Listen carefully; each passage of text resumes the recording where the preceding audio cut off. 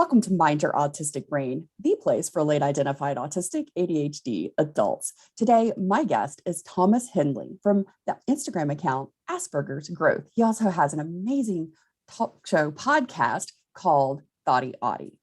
Welcome to the show, Thomas. We're going to be talking all about relationships, dating, and all the communication things that we as autistics experience in relationships and communication, especially when it comes to our dating life. Welcome to the show, Thomas. Hi, I'm Carole Jean, founder and host of Mind Your Autistic Brain talk show and community. And you're about to experience the new way to thrive in life and relationships as a late identified autistic by unveiling who you are, how you communicate, finding your self-care plan from the inside out, and being the authentic creator of your best life. Get ready, because this is where we go against the mainstream, say no to outdated society norms, and we say yes to who we are in order to create a joy-filled, balanced, and more neurodistinct world. Welcome to Mind Your Autistic Brain.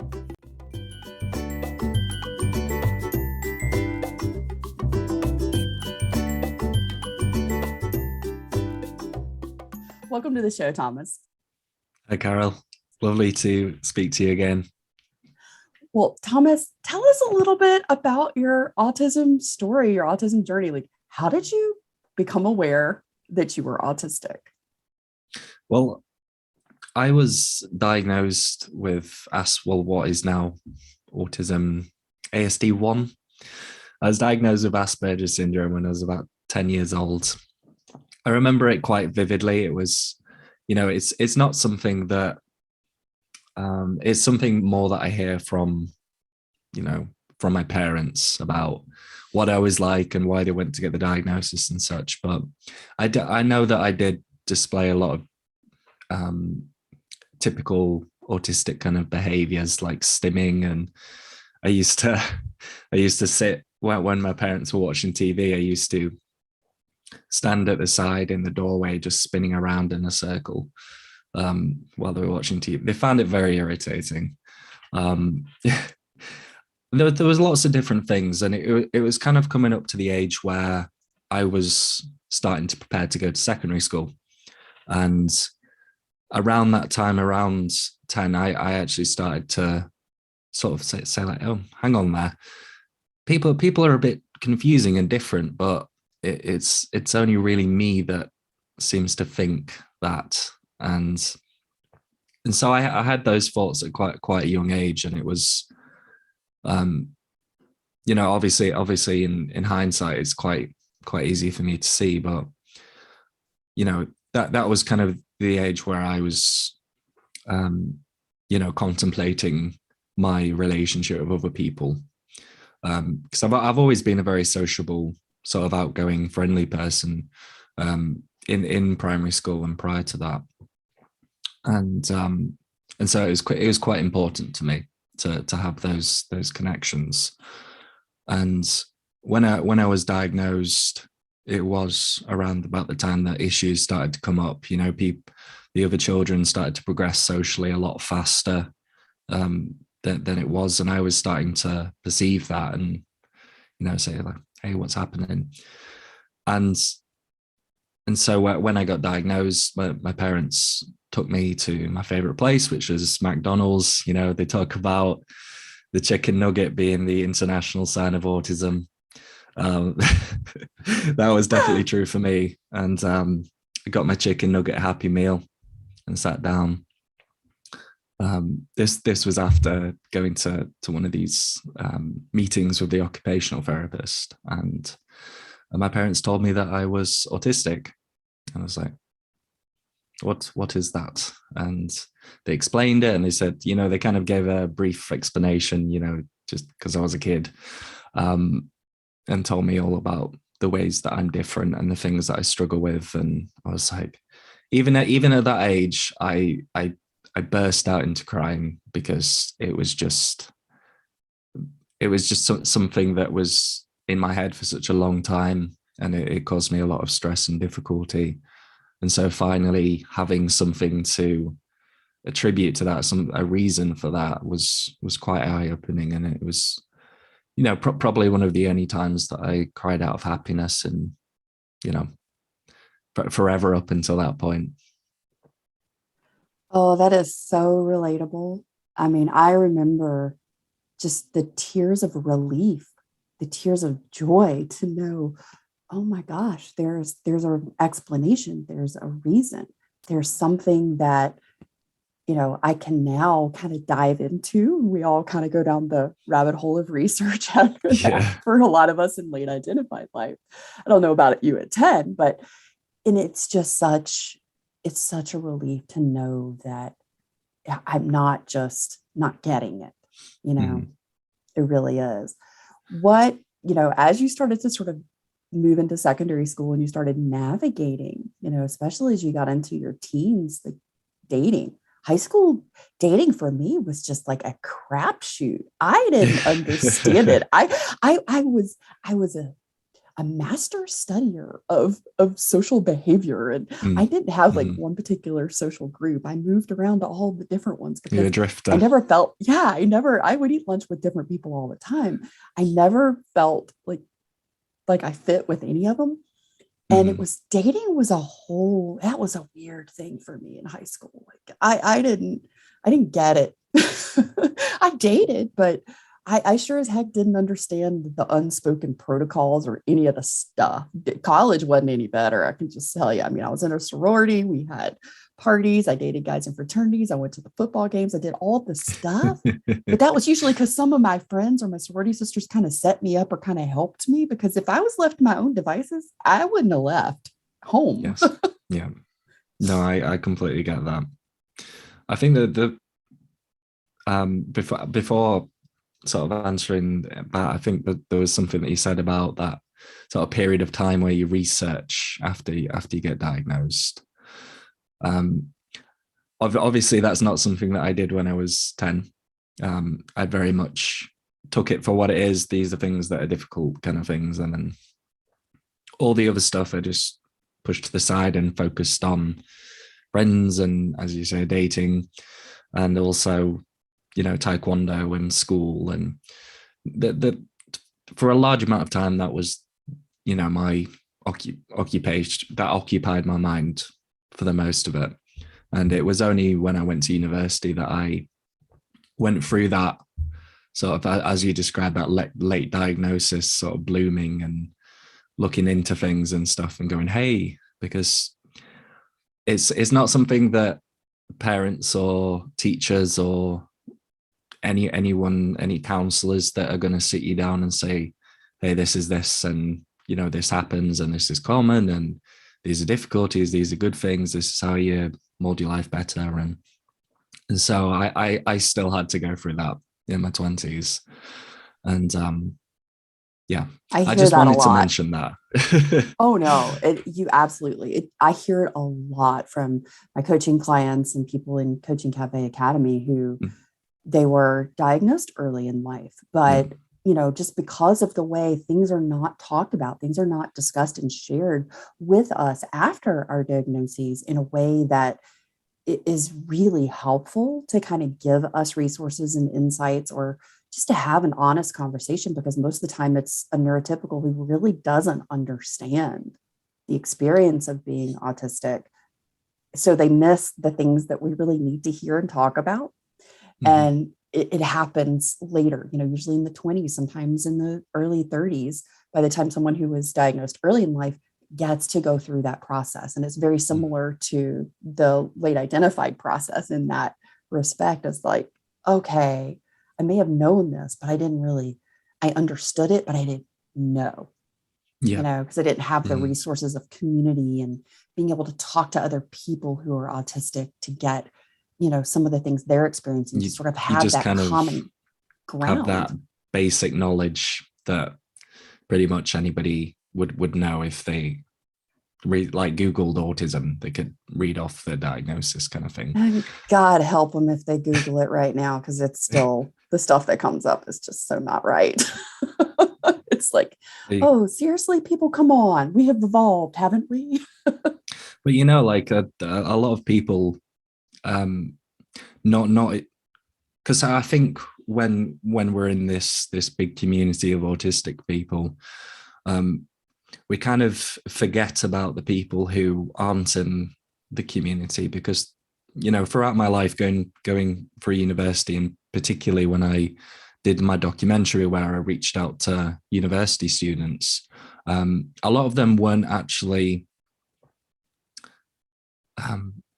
they weren't in any of the autism communities. They didn't have that, you know, like I said, you get that baseline information, you know, what's hard and you know what you could probably do, you know, your special interest. And they go through life and they have a good time and it's not too bad and they have a smooth sail. And so they never get to that stage where they look back at their life. And this individual, what's his name? There's an individual that I interviewed who's been for a long time supporting autistic adults, like for mediation and such, when they've had difficulties with the law or housing or anything like that. And he said that the autistic people don't tend to look back and fix things if nothing bad's happened. It's only when something's really bad and really traumatic and really hard to swallow has happened, and it's unexplainable, and that usually is the ignition for people to look back on life and sort of learn more about autism in a more practical sort of lived experience sense. And I know people who are like that, and they just, you know, things are smooth sailing at the moment, but you know, it could always be good to have a little bit more information and a little bit more understanding of how they work and such. But it's very, very interesting man. Peter Bainbridge, that's what his name is. Very cool guy, late diagnosed autistic. I think he's in his 60s. Very interesting character. Used to be a sales assistant, so he's like is so eloquent with his words and like impactful and very interesting man. Neat. Oh, I definitely want to meet him. Masking to the 100%. It's madness, but oh, I love it. That's amazing. So as we're talking about just looking at our lives and reflecting and things like that, you've done that. You've done some reflecting. You've done some deep diving processing when it comes to dating and relationships. So what are some of the things that you have over your time looking at this? Because you've got a really good series on your Instagram account about dating and relationships. So what are some of the highlights or the points that you have found were really important or impactful as an autistic adult dating? Like if I'm a single adult, maybe, you know, I've just come out of a relationship, or maybe I haven't ever been in a relationship. Where do I even start as an autistic adult to start dating, connecting, meeting people, and doing it in a way that's just not going to send me the shutdown, meltdown, overload, all that stuff that happens? It's a great question. And, you know, a lot of the stuff that I've done fairly recently has been focused on informing and educating neurotypical individuals, because there seems to be a lot of people who are in relationships with autistic people and it's not great and they're not communicating well, and there's a lot of difficulties, and so a lot of my stuff is around that more recently. But I do also see the importance of, you know, helping autistic people to find a relationship. And, you know, there's been a lot of talk about relationships. I know that Temple Grandin has quite famously talked about selective mate or assortative mating or some sort, whereby autistic people find other autistic people and, you know, debate and all that. And I'm not too sure that that's right to some degree. I found that autistic people who have got good social skills, who have developed them and have have tried to understand emotions and different social situations and mastered those, they tend to just date people that they find attractive. It doesn't matter if they're autistic or neurotypical. And it's, it tends to be that the people who really struggle on the social side about communicating and understanding another person tends not to date neurotypical people. It tends to be other autistic people that they see, which is fine, of course. But the issue comes in there is we're the minority. There's not a lot of us. And if you're in a small town, if you're in a small village, there's probably not going to be a lot of people that are open and are looking on dating sites, or they're looking to date, or, so there's so many barriers that you have to go through in order to get to that place. And for me, I can only speak on my experience because I haven't, gone to people and coached them. A lot of people who get in contact with me are neurotypicals, asking about certain things, like conflating behaviors with narcissism rather than autism and all that kind of thing. And that's a big one that comes up a lot in neurodiverse relationships, where the labeling starts getting thrown around before they actually realize that there is a neurotype difference in the relationship. And people get labeled as narcissistic and all of these kind of things. And it's like, whoa, hang on a minute. Let's take a look at this for a second. There's a variation in neurotype. There is a variation in communication styles, because as neurodivergent humans, we have a very unique communication style. We don't lack one. We don't have the inability to have one. We have it. It's just different. And the interpretation of it and the delivery of it and how people view it from a neurotypical standpoint can be very skewed. Then you get all the mixing in of emotions and everything definitely. Like that. You bring in all the experiences and all the stuff, and people show up and they're just like, they're narcissistic. They don't listen. They don't communicate. They turn around and leave the house. And I'm like, they're conflict avoiders. Yeah. It's the whole conflation, the whole misunderstanding of adaptive and cognitive empathy that really kicks people into, they're a psychopath and they're narcissistic and they don't care about me and my feelings and everything like that. It's a very common thing. I'd say from the autistic side, being in the autistic community, it tends to be very heavily focused on the positives. And as soon as you start to talk about some of the negative things about being autistic, it's not very well received, as I've experienced. And I would say that we're very emotional and we care about people a lot. But I also think just as with socializing, like learning to understand your emotions and what they mean and how they affect you, and being able to pinpoint that and being able to navigate around all the sensory things in combination with the social things. And it's a very difficult thing to do. And I've that whole emotional social component is quite a large thing, in particular for dating people who are not autistic. And it's because relationships are supposed to be about emotional connection and such, and so it's kind of important to kind of get a grip around that.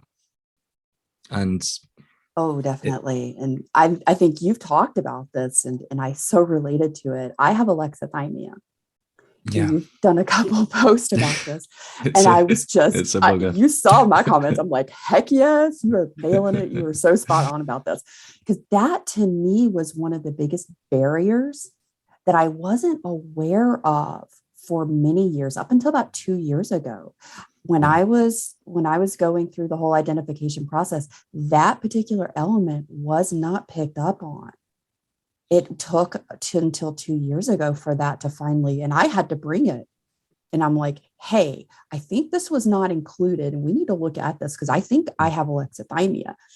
But looking back on my relationships, especially when they didn't go well, they didn't work out well in all aspects, be it friendships, familial relationships, or romantic relationships, alexithymia was one of the biggest components simply because I have tons of feelings and I have these really big emotions. I will feel them very strongly.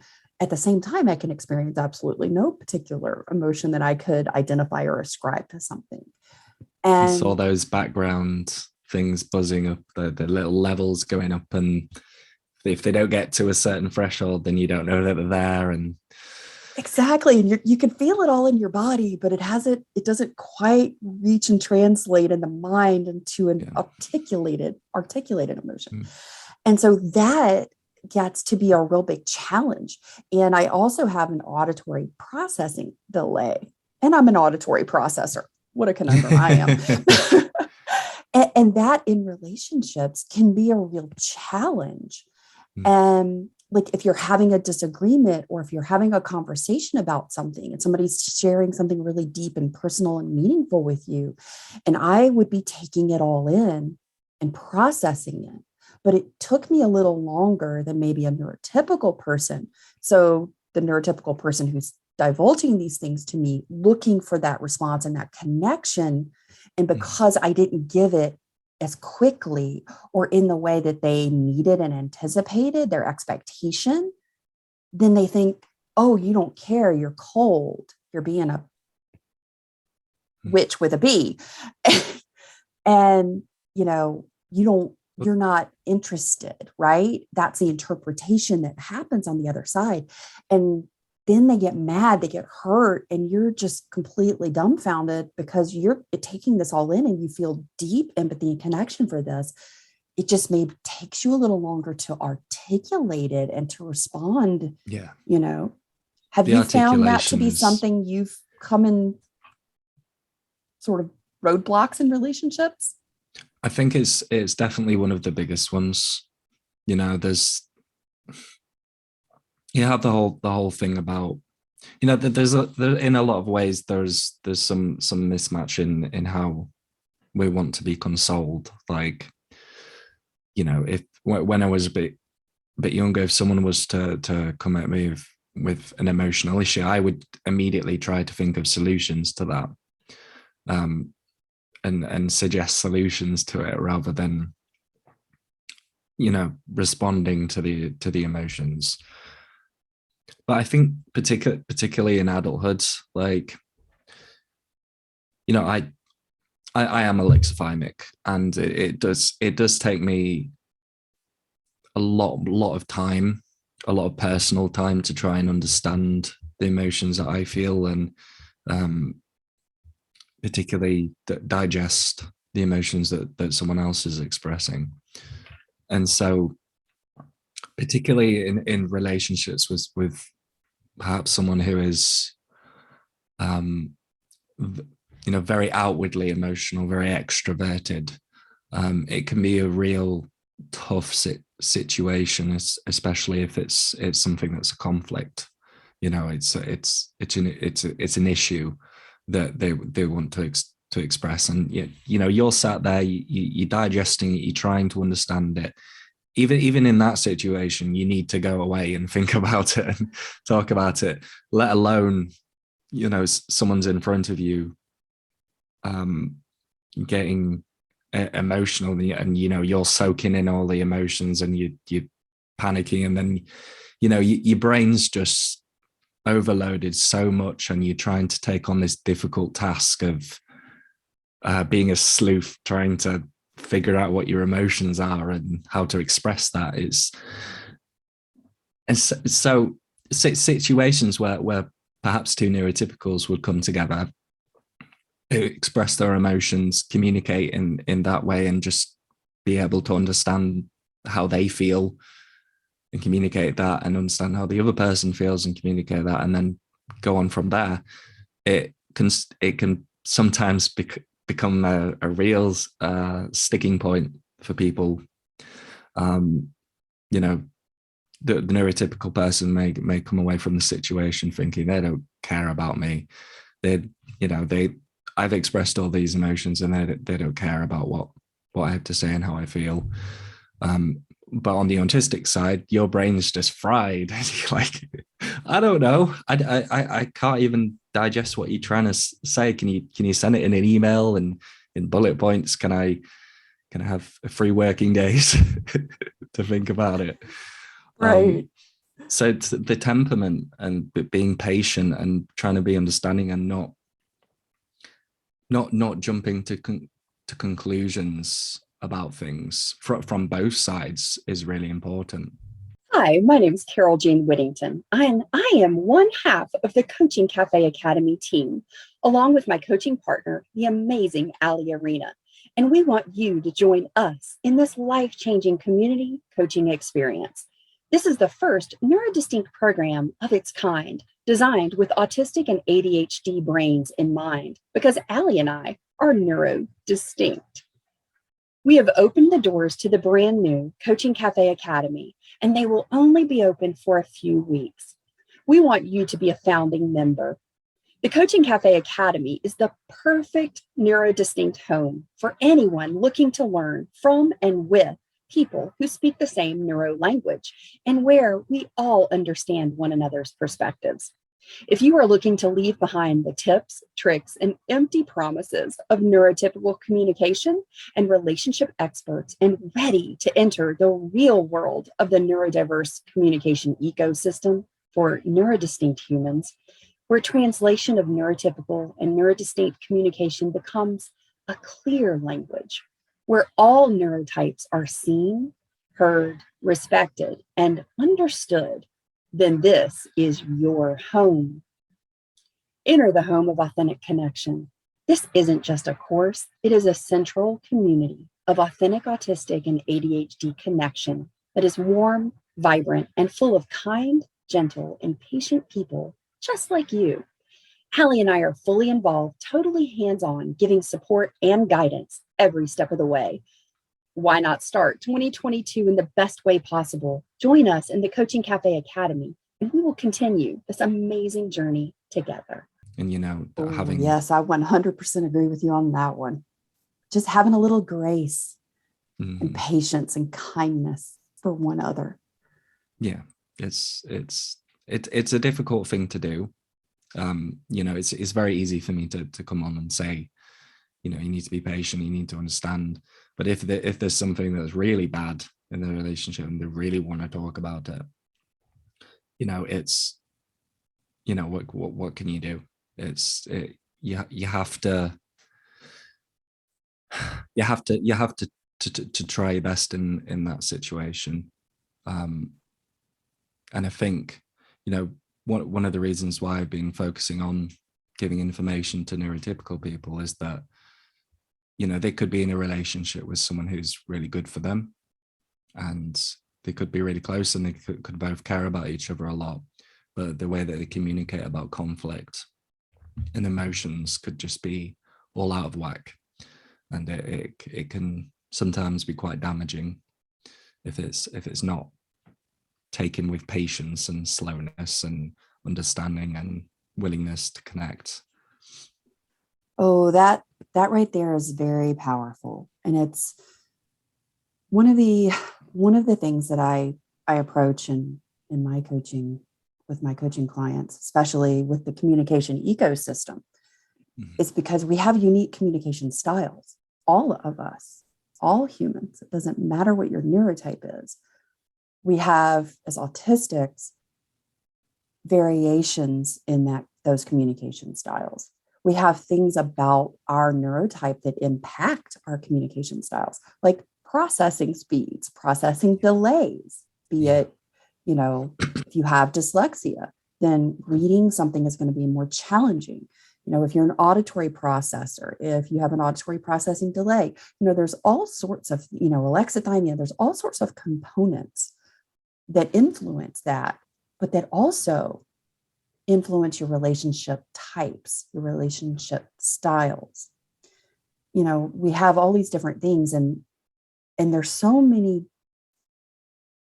people that I've come across in the autistic community. And, you know, this might not be received well, and some people might get upset about this, but this is what I have found, is that they want to date, but they're not willing to look at and do the work that's necessary to prepare themselves to be in a position to date effectively. I couldn't have said it better myself. It's like I understand socializing quite well, and I understand relationships quite well from multiple different angles. Like even I struggle when it comes to things like processing time and alexithymia and all that stuff. But looking back on my experiences when I was younger, I was not ready for any sort of relationship of any, or dating or anything of that type, because it just doesn't work.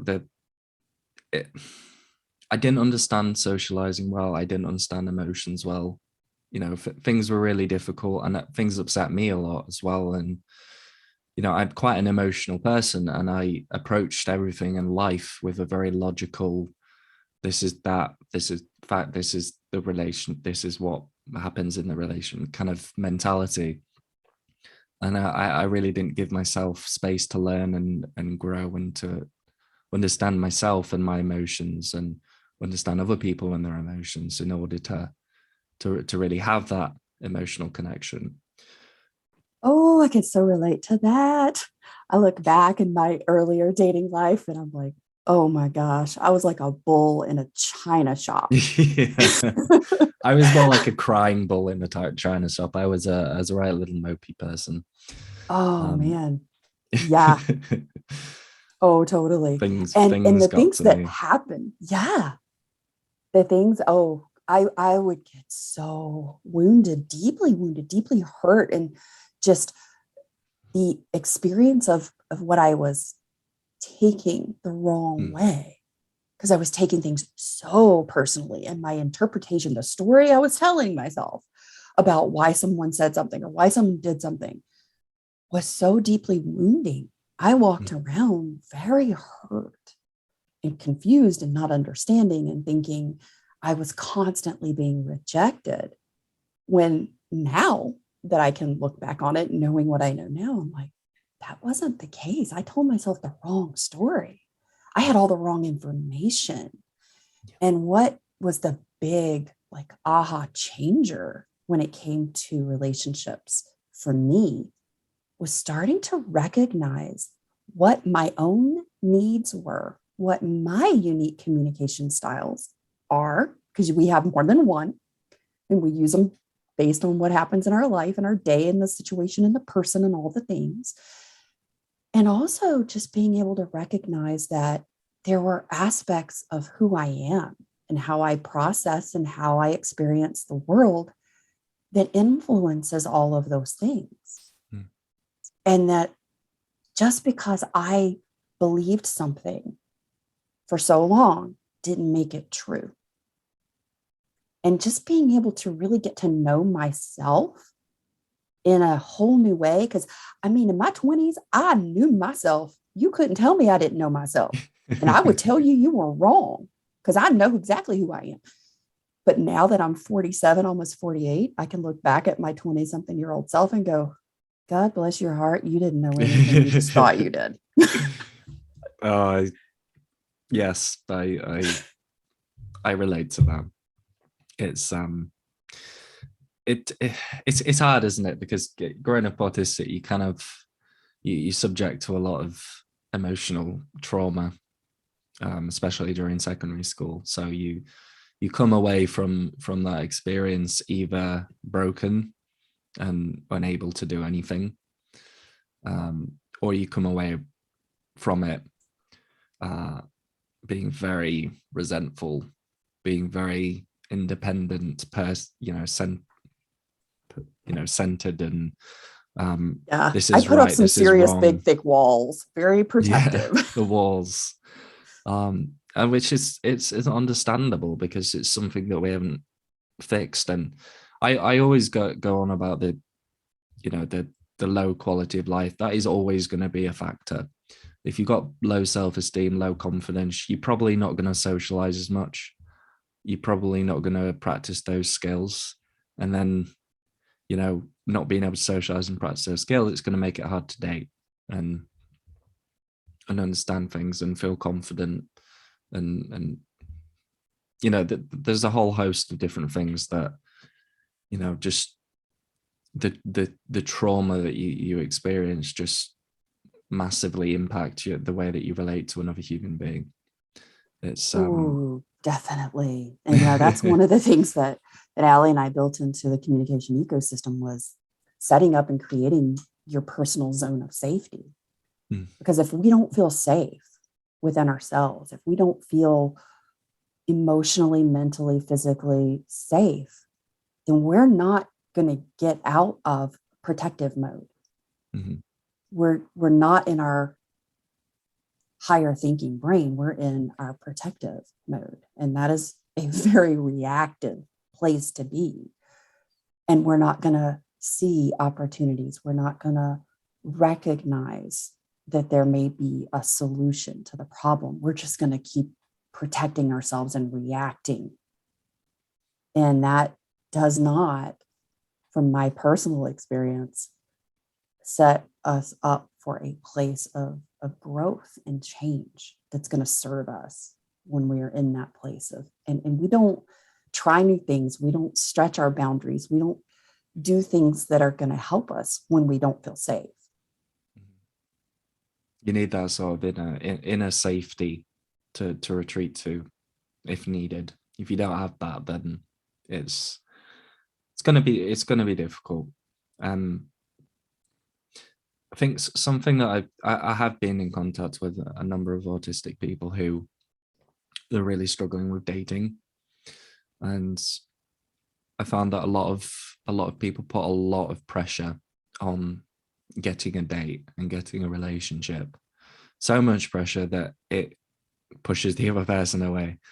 They're perhaps a bit tentative going up to it. After they see them, it's all the emotions flood in, and they can say, "Oh, this person, I find them attractive. I like them. I want to talk to them," and it can be very, very overwhelming for the other person. And that's something that happened to me when I was younger. It only really started to turn around when I started to, view relationships for what they were, that you were having a companionship with another person. I think the danger comes in when you've had all these bad experiences and you find somebody, and like it going miles ahead, finding someone, being in a relationship with someone, like even then there's just so, my brain's gone all foggy. Oh, I get where you're going. I totally do. And that's something I experienced as well. And I think so many people can relate to that, especially when we haven't really learned who we are. Yeah. And all of the bits and pieces that make a relationship and dating and that whole communication element that's a component to authentic connection. And it's sorry. I just feel like it's a very hard thing, because on the one side, the benefits of dating and having a relationship are really important for a lot of people, but on the other side, we can't push aside the fact that a lot of us are quite vulnerable, and letting someone in emotionally who's not good for us can really, really negatively affect us, up until the point where we have breakdowns, or we, So you have that aspect, and then you also have the aspect of dating where people may take advantage of your trusting nature. And, you know, there's some statistics around abuse around of autistic people who perhaps took people for their own word. And it said this, I have to like take a breath, because there's just there is so much to talk about. Yes, there really is. There's so many things, you know, I'm a need woman to be solved. and I'm an autistic woman who has been in that relationship more than once, where, you know, I was taken advantage of because I was so trusting. I was treated really horribly, you know, and not in a physically abusive, but in an emotionally and mentally and verbally abusive. And I thought that I deserved it. I thought, you know, I did something wrong. Mm-hmm. And for so long, I believed that, until I learned I was autistic, and I learned I just perceive things. And then you start to uncover all these things, and you're like, oh my God, I didn't even realize I knew something was wrong, but I didn't realize that there was so much trauma in my life. And because we are so very sensitive to so many types of things, the experience of trauma for us can be something that is an everyday occurrence that has no impact on another human. You know, and there's so many things that make dating and relationships really tough, especially the older we are, the more relational experiences that have not gone well in our life that make us really afraid. And, you know, there's that other component and element to it in dating. And it's like, I would find myself in this in my teens and 20s in particular, dating, and I would finally meet somebody, and oh my gosh, this is so great. And you're, right. And you're like full on, this is it. And the other person is just like, whoa, slow your roll. And it's just like it turns them off. And it's so interesting. They're up for it, and then it goes on, and then it crashes. Right, exactly. They're like, sure, this is great. And it's just like this like quick burn, and then it just poof, it's gone. Miscommunications coming in. Yeah. And it's a lot of it has to do with our expectations. But for me, if I reflect back, I was looking for my own worth and my own validation through someone else accepting me. Yeah. It's such a shiny object, though, isn't it? There's nothing quite like the fantasy of, you know, having someone that meets your needs and that you can connect with, and that supports you and wants to talk to you and be around you, and they're willing to tell everybody that that's what they're doing. It's such an attractive thing, and it's hard not to get excited about that, isn't it?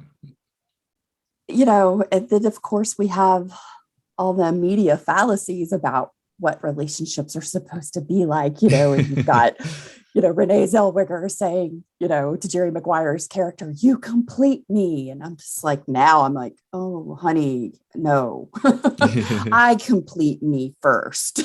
There is no external human that's going to complete me. I am already a whole person. But I believed that for a long time. I thought I had a missing piece, lots of missing pieces. And finding the right person was somehow going to make all of that okay. Yeah. And the reality was, until I felt and believed that I was already whole and complete, there wasn't anybody else that was going to meet any of my needs, because I had to meet my own first. It's important, isn't it? And you have to be. Being a whole person is a good thing. You know, it takes pressure off your partner. You know, if you have understood yourself, you've, you know, put the work in and mastered those social, well, not mastered, but understood. Oh, I definitely have not mastered. I'm a work in progress. Likewise. But you have all the, I can't remember what I was going to say. Oh, the brain. I'm still recovering from COVID, so my brain's very foggy at the moment. It's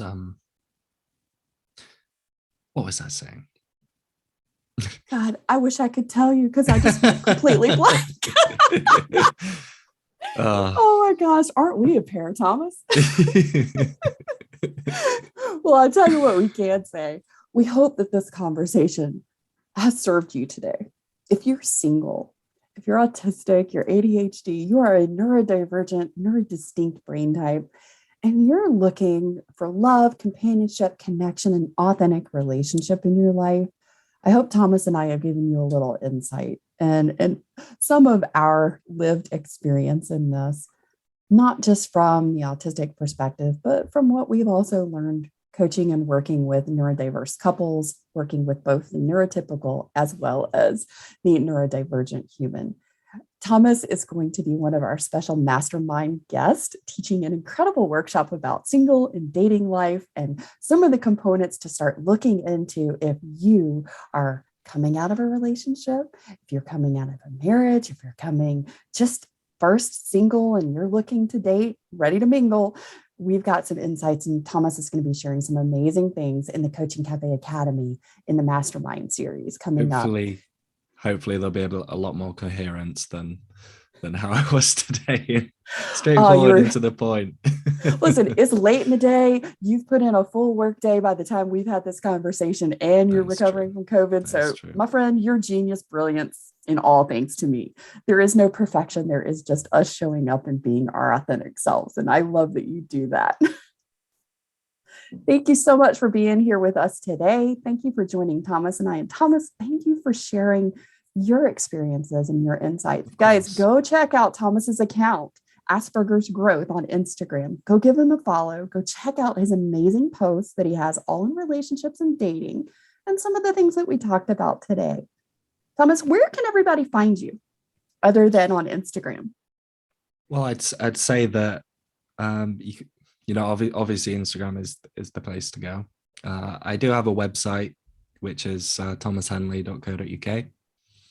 I also have my podcast, which I think you mentioned at the start, which is the Social Autie podcast, which I'm sure you'll put in the description for some people.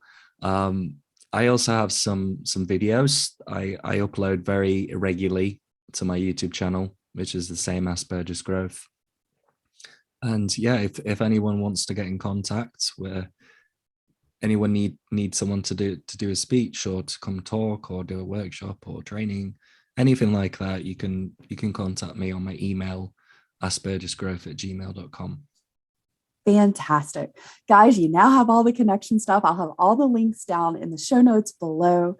Get in touch with Thomas, reach out. And the doors for the Coaching Cafe Academy are open. You can join. And we did kick everything off in March. So if you have just learned about this and you're interested, hey, all of those things are available for you. You can pick up right where we are. You can also go back and pick up any of the information. And this way, you'll be in the group and available to take Thomas's amazing mastermind that's coming up in the Coaching Cafe Academy. Thanks so much for being here, and we'll see you next week. See you later, guys. If you are someone who likes to help people and share what has made a difference in your life, please share this talk show with a friend and on your social media accounts so that you can be the blessing in another late identified autistic's life. Be sure to tag me at Social Autie so I can personally say thank you. And to help keep the talk show ad-free, please consider becoming a one-time or a recurring supporter through either Buy Me a Coffee or the Anchor podcast links in the show notes below. I truly appreciate your support. Thank you for being a listener, and thank you for adding your voice to our story.